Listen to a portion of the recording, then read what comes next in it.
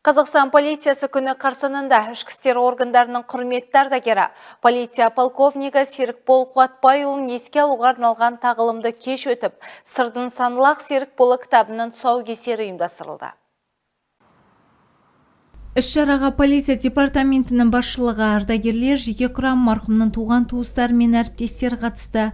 Жиында Серікбол Қуатбайұлының құқық қорғау саласындағы ұзақ жылғы қызметі мен ел қауіпсіздігін қамтамасыз ету жолындағы еңбегі ерекше аталып өтті. Кеш барысында ардагердің өмірі мен қызмет жолын баяндайтын бейнебаян мен деректі фильм көрсетіліп, замандастар мен әріптестері естеліктермен бөлісті. Шараның басты оқиғасы сырдың санлақ Серікболы кітабының тұсаукесері болды. Басылымда полиция полковнигінің өмір жолы, кәсіби қызметі және ел игілігі жолындағы еңбегі туралы құнды деректер жинақталған.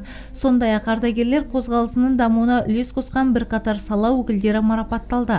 Тағылымды кеш концерттік бағдарламамен қорытындыланды. Достары, әріптестері жаңағы кітап шығарып жатыр.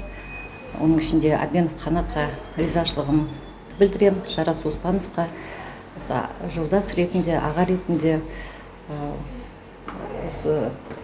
менің жұбайымның өмір жолын кітап қылып шығарып беріп жатыр.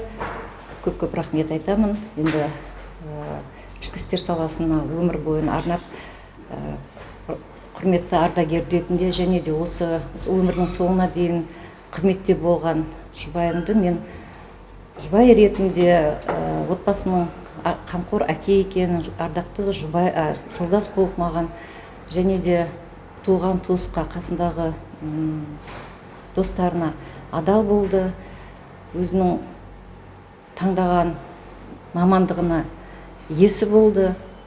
Оның жаңағы марапаттары да өте көп.